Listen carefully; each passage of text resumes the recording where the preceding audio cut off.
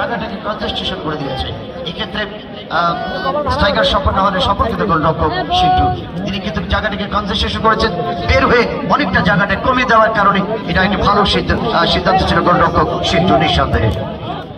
নিঃসন্দেহে অসাধারণ কিপিং সেক্ষেত্রে শিল্পীর কাছ থেকে সে কথা এবার পরে আসি। আবার আত্মপরিচয় করবার চেষ্টায় রাজশাহী দল সময়টি বিপদের সম্ভাবনা ছিল, ক্লিয়ার করলেন কিন্তু বলটাকে এই যাত্রায় চমৎকার করে ইউসুফ বাম্বা দেখেছে নিজের নিয়ন্ত্রণে আক্রমণ রচনা করবার চেষ্টায়।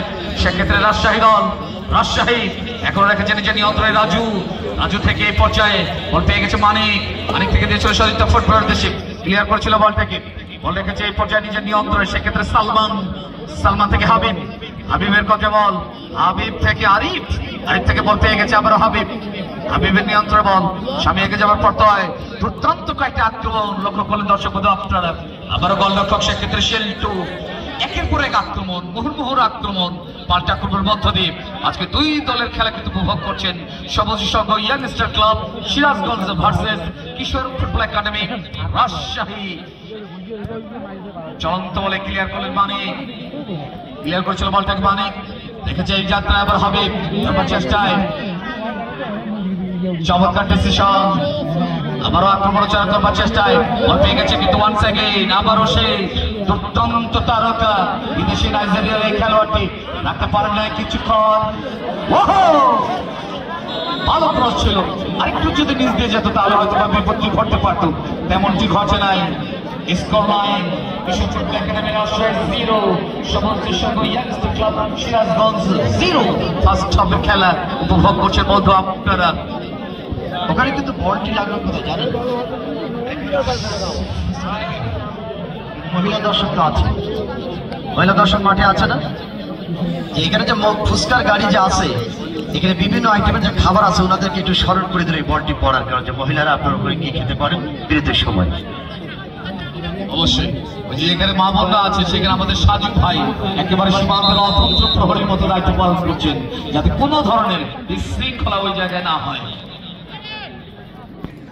0-0 এখন পর্যন্ত স্কোর করতে পারেন নাই কিশোর ফুটবল একাডেমি রাজশাহী 0, সবুজ সংঘ ইয়াংস্টার ক্লাব সিরাজগঞ্জ 0। আবারও আক্রমণ রচনা করবার চেষ্টা রাজশাহী দল রাইট পদ্ধতি দিয়ে দেখেছে নিজের নিয়ন্ত্রণে বাধা দিচ্ছিল অবশ্যই সেক্ষেত্রে শরীফ সরাসরি বল চলে যায় পাশে মাঠের বাইরে মাটি ট্রাই করেছিল বলটাকে মাটি থেকে হোসেন থেকে আবারও পেয়ে গেছে হোসেন এবং সেই সাথে আবারও রেফারির বাসি ফ্রি কিকের নির্দেশনা সিরাজগঞ্জের অনুকূলে ফ্রি কিক হোসেন থেকে মাটি দিনাজপুর এক্সালিটি মাটি থেকে বল পেয়ে গেছে শরীফ নওগাঁর যুবরাজ শরীফ থেকে আবার মাটি লেফট পদ্ধতি আক্রমণ করবার চেষ্টায় মাটি থেকে দিয়েছিল এমএকের উদ্দেশ্যে এমএকে থেকে আবারও লেফট ব্যাক পোস্ট থেকে ওয়াও সময়কে বিপদের সম্ভাবনা বিপদ হতে পারত। অল্পের জন্য রক্ষা হয়ে গেল এই যাত্রায়, বেঁচে গেল কিশোর ফুটবল একাডেমি রাজশাহী দল। কিছুক্ষণ আগে বেঁচে গিয়েছিল সিরাজগঞ্জ, এবারে বেঁচে গেল কিন্তু রাজশাহী দল। দুই দলের পাল্টা আক্রমণ উপভোগ করছেন বন্ধু আপনারা। অনেক রংপুর পীরগঞ্জের এই খেলোয়াড়টি আজি সাহেবের নিয়মিত তারকা মেরেছিল বটে, যদি আরেকটু নিচ দিয়ে যেত তাহলে হয়তো বা গোলটি হয়ে যেতে পারতো, তেমনটি ঘটে নাই।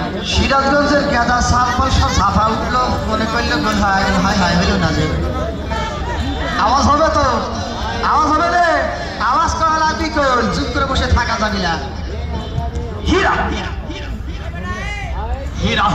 হীরা ঘোষ যার বাড়ি হলো ঢাকা মানিকগঞ্জ দেখেছিল কিছুক্ষণ জার্সি নাম্বার 9 বল পেয়ে গেছে আবার সিরাজগঞ্জ দল। সিরাজগঞ্জ সেক্ষেত্রে ইউসুফ বাম্বা থেকে সতীর্থ ফুটবলার বল দখল নেবার চেষ্টায় রাখতে পারেন নাই, সেক্ষেত্রে চমৎকার করে ক্লিয়ার করেছিল বলটাকে